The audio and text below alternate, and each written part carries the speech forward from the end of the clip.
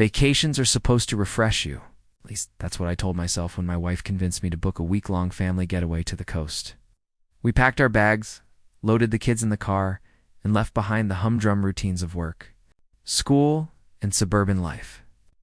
For once, I allowed myself to stop checking emails, to ignore the constant ping of neighborhood alerts on my phone, and just breathe. The kids collected seashells, built sandcastles, and wore themselves out chasing waves. My wife and I shared late-night drinks on the balcony, watching the moonlight scatter across the water. For those 7 days, the world felt right, but the thing about life is, it doesn't wait politely while you're gone. It doesn't pause. It doesn't protect your home and the pieces of your life you treasure most. Sometimes it waits for the exact moment you relax to strike. We pulled into our driveway on a Sunday evening, tired but content. The car was still heavy with beach sand, crumpled snack wrappers, and the faint smell of sunscreen. My son, Noah, practically leaped out before I'd even turned off the engine. "Race you to the treehouse," he shouted to his younger sister, Emily. She giggled and scrambled after him, both of them stumbling with that uncontainable excitement only kids can muster. I smiled to myself, picturing them clambering up into their little wooden kingdom. That treehouse wasn't just boards and nails, it was theirs. It's a place where scraped knees turned into badges of honor, where whispered secrets of siblingship were traded under fairy lights. We'd built it together last summer, hammering away on weekends until it stood tall and proud in the old oak at the back of the yard. But then came the scream. It wasn't the playful scream of children in a race. It was raw. It was sharp. Kind of sound that makes your stomach clench before your brain has time to process. "Dad," Noah's voice cracked, and Emily's high-pitched wail followed seconds later. My wife dropped her purse and sprinted toward the backyard. My heart hammered as I followed, already knowing something was terribly wrong. When I rounded the corner of the house, the sight stole my breath. The treehouse was gone, not damaged, not vandalized, gone where there should have been. A sturdy platform wrapped around the oak's thick branches. There was only devastation. Shattered planks were scattered like bones across the ground. Nails glinted in the dirt like cruel reminders. The rope ladder we'd knotted by hand was shredded and half buried beneath a pile of splintered wood. Deep, jagged tire tracks carved through my once green lawn, leading to the stump of destruction, as if mocking me with proof of heavy machinery. Emily clung to my leg, sobbing so hard her small body shook. Noah stood frozen, fists clenched at his sides, face blotchy with anger and heartbreak. He looked at me with eyes that screamed a question I couldn't answer. Why? My wife pressed her hand to her mouth, trembling. She didn't cry, not yet, but I could see it building in her eyes, that storm of grief and fury that parents feel when someone dares to hurt their children. For a moment, I couldn't move. I just stood there, staring at the ruins of something we had poured so much love into. Each plank wasn't just wood, it was memory. I remembered Noah insisting we add a lookout perch in case of pirates, Emily begging for a window box to plant flowers, the weekends we spent measuring, cutting, laughing when something went wrong, and celebrating when it went right. All of it. It's flattened. I finally found my voice, though it was low and tight, strained from holding back the rage boiling inside me. Who did this? At first I thought maybe it was a mistake. Maybe the city had some bizarre reason, like a fallen structure complaint. But no, there had been no warnings, no notices taped to my door, no emails from the county, and no one know. One had the right to set foot on my property without my permission. My wife turned to me then, her face pale and set. This wasn't an accident. Someone did this on purpose. The truth of it settled over us like a heavy fog. This wasn't random. Someone had deliberately trespassed, brought machinery onto our land, and bulldozed a piece of our lives while we were gone. I pulled Emily into my arms, whispering reassurances I didn't believe myself. My other hand rested on Noah's shoulder, grounding him, grounding me. Inside, my chest burned with a cold, focused fury. Whoever had done this wasn't just going to get away with it, and then like a knife twisting deeper, the thought struck me. They had done it while we were away. Whoever destroyed the treehouse had waited until our backs were turned, till our defenses were down, until my children weren't here to scream for help. That wasn't just trespass. It was calculated cruelty. As the sun dipped lower, casting long shadows across the wreckage, I made a silent promise. Whoever thought they had the right to erase my children's joy would regret it. They hadn't just bulldozed wood and nails. They had bulldozed trust. They had bulldozed the safety of a family's home, and that was something I would never forgive. The night after we returned, the house felt heavier than it ever had before. Every creak of the floorboards, every gust of wind rattling the windows seemed amplified, like the house itself was mourning the treehouse. Oh. My kids barely touched their dinner. Emily just pushed peas around her plate with the back of her fork until she finally laid her head down on the table. Noah sat stiff, jaw clenched, eyes locked on his untouched spaghetti. My wife tried to get them talking, but the words just floated into the silence and died. I felt helpless. How do you explain to a 6-year-old and an 8-year-old that someone destroyed the thing they loved most? Not because of necessity, not because of safety, but because of arrogance? My wife shot me a look across the table you'd have to fix. It wasn't spoken, but it was loud enough to shake me out of my own spiral. The next morning, I didn't have to go looking for answers. They came to me. I had just stepped outside with my coffee when I noticed her. A woman stood near the property line, holding a clipboard like it was a weapon. She was middle-aged, neatly dressed, with a tight bun that pulled her forehead taut. She didn't look at the wreckage. She looked at me. "You must be the homeowner," she said, voice dripping with self-importance. "I'm Karen, president of the Oakwood Lakes Homeowners Association." The way she said president made it sound like royalty. I stared at her, blinking slowly. "Can I help you?" My voice was flat, clipped. I wasn't in the mood for neighborly introductions. She gestured toward the ruins of the treehouse. "We had to take care of that," I swore. At first I thought I'd misheard her. "Excuse me, that structure violated community standards. It was unsafe, unsightly, and frankly brought down property values. The board voted unanimously to have it removed." My blood went cold, then hot all at once. Stepped closer, squaring my shoulders. "That structure was my children's treehouse, on my property." Karen didn't flinch. She just tightened her grip on her clipboard. "Your house faces Oakwood Lakes. Our community has the right to maintain a certain aesthetic. That treehouse didn't meet code. We couldn't allow it to stand." I almost laughed it. It was so absurd.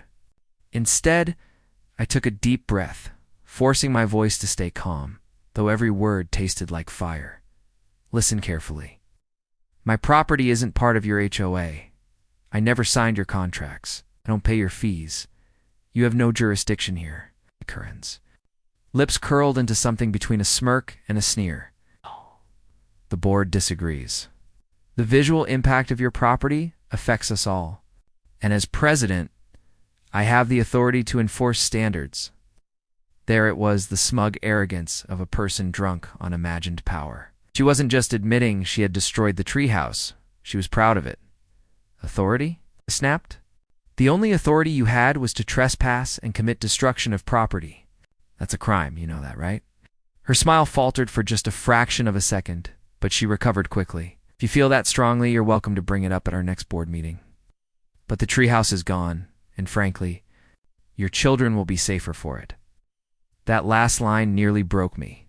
Safer. As if she had done us some kind of favor. I pictured Emily crying into my shirt the night before. I pictured Noah's clenched fists, his furious silence. This woman had the audacity to pretend she had helped us. I took a step closer, lowering my voice so that every word hit with the weight of steel. "You came onto my land without permission. You hired people to destroy something that didn't belong to you, and you traumatized my children in the process.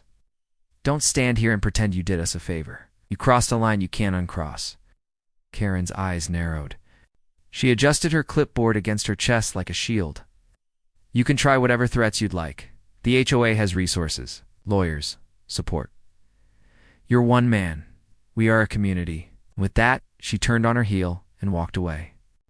As if the conversation had already been decided in her favor.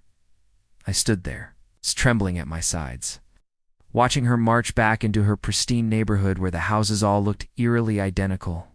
Every fiber of me screamed to chase after her, to shout until my voice broke, to demand she rebuild what she had destroyed. But I knew shouting wouldn't fix this.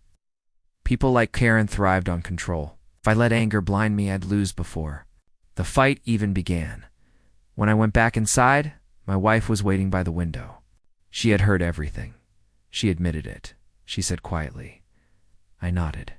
She admitted it. Then we don't just fix this, my wife said, her voice steady, sharp with resolve. We bury them in their own arrogance. Her words struck me like a spark in dry grass. I realized then that this wasn't just about a treehouse anymore. It was about boundaries, legal and personal, that had been crossed. It was about power abused, arrogance unchecked. And it was about teaching people like Karen that families aren't pawns in their little games of control. That night, while my children slept fitfully, I sat at the kitchen table with my laptop open, papers spread out like battle plans, property deeds, county zoning codes, legal definitions of trespass and vandalism. I wasn't just going to fight this on principle. I was going to fight it with evidence, with law, with truth so undeniable that not even Karen's smug clipboard could shield her from it. And as the hours ticked by, a single thought hardened in my mind. They thought they bulldozed a treehouse. What they really did was bulldoze their own downfall, asterisk. Asterisk sleep is supposed to be a refuge. But that night I lay in bed staring at the ceiling, my wife's steady breathing beside me, my mind racing in circles. Every time I closed my eyes, I saw the wreckage again, the splintered wood scattered like bones, the empty branches of the oak stretching into the sky like arms mourning their loss. Every time I drifted towards sleep, I heard Emily's sobs, Noah's furious silence. Around midnight, I gave up. I slipped quietly out of bed and padded into the kitchen, the soft hum of the refrigerator the only sound in the house. I brewed coffee, black and bitter, and sat down at the table with my laptop. If Karen wanted to play games, then I was going to play smarter. First, I pulled up the county property map. The bold lines of our parcels stood out clearly outside. The jurisdiction of Oakwood Lakes HOA, no contract, no covenant, nothing binding us to their rules. That was my foundation. My home was my castle, and the HOA had no claim to it. But property records weren't enough. I needed proof, undeniable, irrefutable proof that they had trespassed and destroyed my treehouse. So I started digging. We had a couple of motion-activated cameras on the property, mostly to keep raccoons out of the trash. I loaded the footage. At first it was just grainy night shots of squirrels, the occasional car headlights sweeping by. Saturday afternoon. While we were still hundreds of miles away, a bulldozer rolled onto my lawn. I froze the frame, heart pounding. I hit play again. There it was, massive yellow metal treads crushing the grass. A crew of 3 men hopped down wearing reflective vests. They didn't hesitate. They didn't knock on a door, leave a notice, or make a phone call. They marched straight to the treehouse and began tearing it down, piece by piece. And then I saw her, Karen, standing at the edge of the yard, clipboard in hand, sunglasses perched on her head like a crown. She wasn't just aware of what was happening, was supervising, nodding, pointing, directing the men like she owned the place. At one point, the footage caught her leaning casually against the oak, watching as the bulldozer crushed a section of wall. She even smiled. That image, that smug, satisfied grin, burned itself into my memory. It wasn't just property damage. It was malice. I replayed the footage over and over, each time my fury growing sharper, colder, but I knew my own cameras wouldn't be enough. Karen would try to spin it, claim it was doctored, say I was exaggerating. So I went further. I called up my neighbor, Tom, the one who lived across the street and had a doorbell cam. It was nearly 2 a.m, but when he answered, groggy, I could hear the loyalty in his voice. He'd known my kids since they were toddlers. When I explained what happened, his tone sharpened immediately. Check my footage, he said.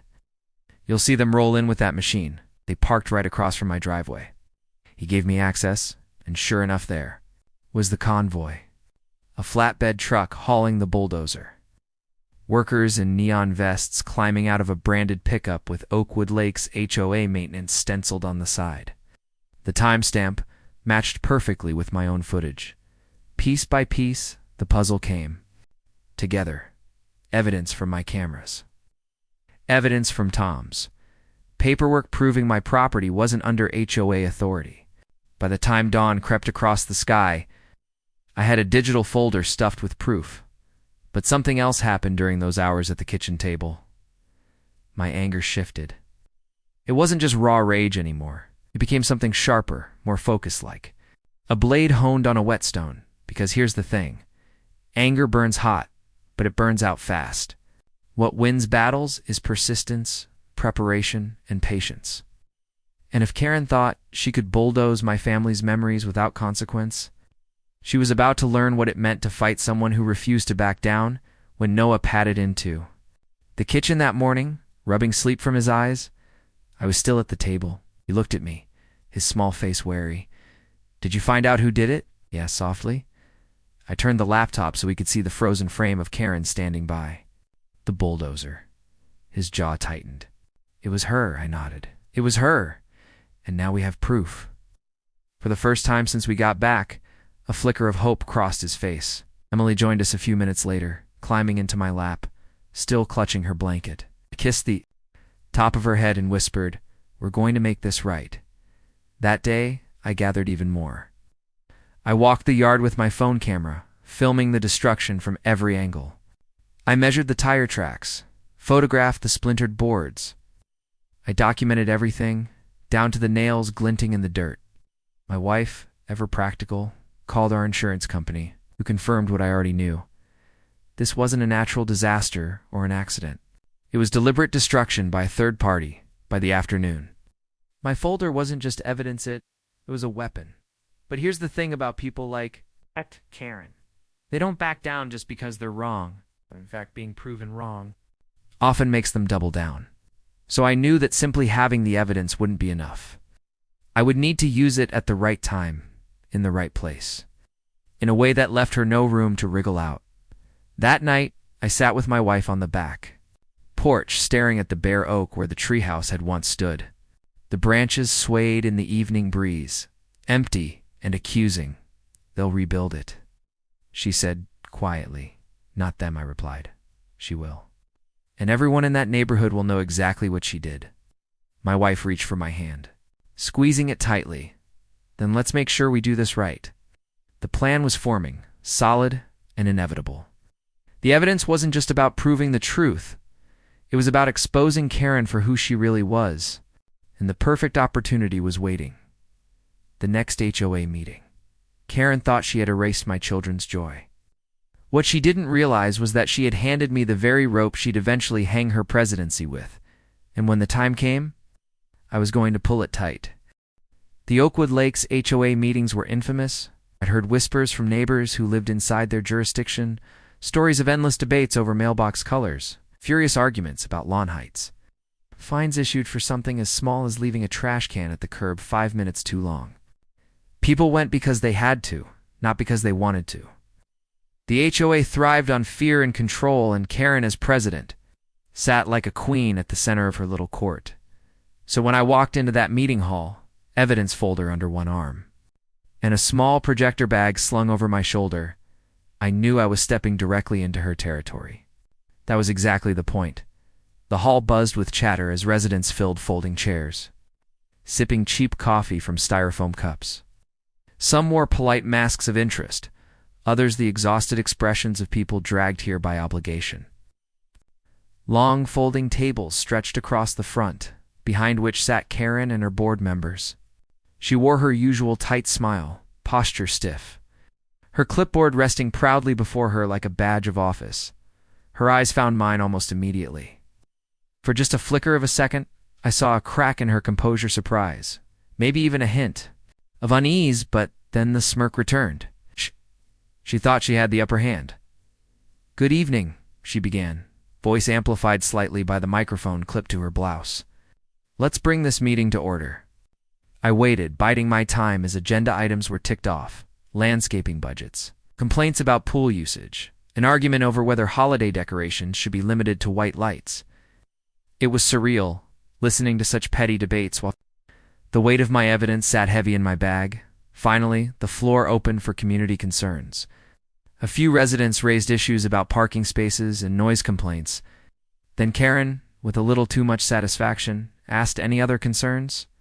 Before we adjourn, I stood. The room quieted. Yes, I said, my voice steady, but carrying enough edge to cut through the air. I have a concern, a very serious one. Every head turned toward me. Karen's smirk widened, though her eyes tightened. You're not actually a member of this HOA, she said, her tone dripping with dismissal. Think everyone here will want to see this, I interrupted, setting the projector on a small table. My laptop was already connected. The screen flickered to life on the blank wall behind her. Gasps rippled through the room as the footage began to play. There it was, the bulldozer rolling onto my property. Workers dismantling the treehouse, wood crashing to the ground. There was Karen, clipboard in hand, directing the destruction like an orchestra conductor. The room erupted with whispers. One woman covered her mouth in shock. K-Man muttered angrily, "That could have been my kid's swing set." Karen shot to her feet, voice sharp. "This is out of order. This is not HOA business." I slammed a thick folder of documents onto the table in front of her. The sound cracked like a gavel. "Property deeds," I said, my voice rising over. "The murmurs. County records. Proof that my land is outside your HOA. You had no authority. None. What you did was trespass. What you did was a destruction of property. What you did was a crime." I turned to the crowd, sweeping my gaze across the room. "And if she could do this to my family, what's stopping her from doing it to yours? What's stopping her from bulldozing your shed because she doesn't like the paint? Or tearing out your garden because it's not to her taste?" The murmurs grew louder, angrier. A man in the second row raised his voice. "You told us everything was within code, Karen. You said the board had authority." Another resident stood. "You never brought this to a vote. You said it was handled. What else aren't you telling us?" Karen's face flushed red. She stammered. We acted in the best interest of the community. The treehouse was unsafe." "It unsafe?" I barked, pointing at the screen frozen on the image of my children playing in the treehouse just a week before. That treehouse was built solid, supervised, and safe. The only danger came from you. Someone in the back shouted, "She's been abusing power for years." Another voice, "We're paying her to bulldoze people's property now?" Karen tried to regain control, banging her clipboard on the table like a gavel. "Order! Order!" she shrieked. But the room had turned against her. The murmurs had become shouts, the polite masks ripped away, exposing the simmering resentment that had been building under her rule. I leaned closer, lowering my voice so only she could hear, though I kept my words sharp as knives. "This isn't just about my treehouse, Karen. This is about every overreach, every petty rule, every abuse of power you forced onto these people. You're not protecting this community. You're strangling it." Her eyes darted nervously across the room. She could see it too, the shift. The board members beside her shifted uncomfortably in their seats. One of them studiously avoiding eye contact, another already gathering his papers as if ready to leave. The Queen's Court was crumbling. I straightened, addressing the crowd again. "I'll be filing charges tomorrow, trespass, property destruction. I've already spoken with my insurance and a lawyer. This isn't going away quietly. And if any of you think you're safe while she's in charge, think again." The room exploded with voices, residents turning on each other, demanding accountability. Karen tried to speak over them, but her voice was drowned out. For the first time since I'd met her, her confidence cracked. She sank back into her chair, pale, lips pressed into a thin line. I packed up my projector slowly, deliberately, letting the sound of angry voices fill the hall. When I walked out, the crowd didn't look at me with suspicion or annoyance. They looked at me with something closer to relief. I had said what they'd been too afraid to. And Karen, she sat trapped at her table, clipboard trembling in her hand. As the world she had built on intimidation and arrogance began to collapse around her, the confrontation wasn't the end.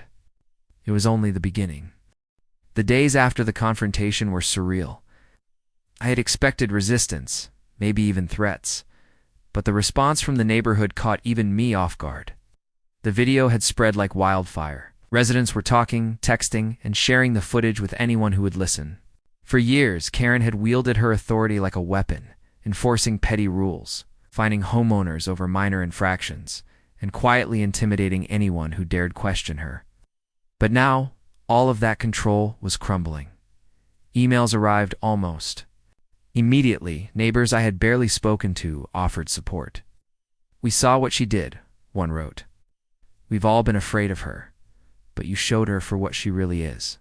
Another left a voicemail simply saying, "Thank you for standing up." Finally, someone did. Even some of the board members who had once nodded obediently at Karen's every word began to distance themselves. A few resigned quietly, citing personal reasons or new obligations, while others reached out to apologize privately, admitting they had long suspected her of overstepping boundaries but never dared act. The HOA's insurance company tried to intervene. Thinly veiled offer of a hush settlement. They wanted to pay me to keep quiet and move on, to let Karen quietly escape accountability. But I didn't even open their email. My children deserved more than money. They deserved justice. I could see the panic in Karen's eyes when she realized the tide had turned. The smug arrogance that had carried her through years of petty rule was gone. Every conversation with neighbors, every look from a former supporter, became a reminder that she no longer controlled the narrative. Local news even caught wind of the story. A small piece ran on the regional channel, highlighting the overreach of HOA power and the bulldozing of a privately owned treehouse. Community members called in to share their own experiences, revealing a pattern of intimidation and unnecessary fines. Suddenly, Oakwood Lakes HOA was under scrutiny in a way it had never imagined. For my family, the emotional toll remained heavy. Noah and Emily still approached the backyard cautiously, afraid of what might be destroyed next. Then that the battle wasn't over, and that we were taking steps to ensure nothing like this could happen again. I wanted them to see that courage wasn't just shouting, it was persistence, preparation, and standing up to unfairness. The legal process began quietly, but with undeniable impact. My attorney filed formal complaints of trespass and property damage. Karen and the HOA were compelled to respond under legal pressure, and their carefully maintained image began to crumble in depositions. The truth was stark. They had no legal justification. No permits, no notices, no rights. Every document I had compiled became a hammer striking down their defenses. In every video clip, a witness that couldn't be silenced. Neighbors began to approach me openly during this time. "We thought you were crazy at first," one admitted, "but you were right. She could do this to your kids. She could do it to anyone." Another older couple confided that Karen had fined them hundreds of dollars for improper garden ornamentation, and that they had been too afraid to fight it until they saw what I had done. Even beyond the courtroom, the social consequences were brutal. Karen could no longer maintain her facade of control. Her phone calls went unanswered, her invitations ignored. People who once deferred to her in meetings openly challenged her decisions. It was a domino effect. Every act of intimidation she had perpetrated now came back to haunt her. Despite all this chaos, my focus never wavered from my family. I knew the ultimate goal wasn't just legal victory, it was restoring our sense of safety, dignity, and the joy of childhood for Noah and Emily. I started planning the Treehouse's reconstruction. Making calls to contractors who could rebuild. It's stronger, safer, and even better than before. I wanted the final product to be a symbol, not just of justice, but of resilience. One afternoon, as we walked past the backyard with the kids, Noah paused and looked at me. "Are we really going to get it back, Dad?" I ruffled his hair and smiled. "Better than before, bud. And this time, nobody's taking it down." Emily hugged my leg tightly, her voice muffled. "Promise?" "Promise," I said, and meant it. Meanwhile, Karen's world continued to unravel. Resignations from the board accelerated, and community members demanded a formal review of her actions. Her so-called authority was stripped away one decision at a time. Friends who had once whispered behind my back now approached, offering documentation and testimony. The web of control she had spun for years was disintegrating before her eyes. It was almost poetic justice. Karen, who had taken what didn't belong to her, was now powerless. The very community she had tried to dominate was exposing her for the bully she was. Each day brought new revelations of her past overreach, and every neighbor who spoke up became a testament to the fact that one person's courage could spark collective action. And through it all, my family healed. The pain remained, couldn't vanish overnight, but we were no longer victims. We were fighters. The legal system, combined with community support, had shifted the narrative from helplessness to empowerment. And when the reconstruction finally began, the physical rebuilding of the treehouse became a cathartic process for all of us. A tangible reminder that injustice could be met with resilience, courage, and persistence. The fallout wasn't just punishment, it was transformation. Karen's authority was gone. Her reign of intimidation ended. And in its place, a neighborhood awakened to the power of standing together. To the fact that no individual's arrogance could withstand truth, evidence, and collective courage. By the time the sun set over our backyard, the devastation that had haunted us only a few weeks before felt like a distant memory. The battle was far from over, but the tide had irrevocably turned. Karen had underestimated us, underestimated the strength of a family defending its own, and underestimated the awakening of a community no longer willing to bow to fear.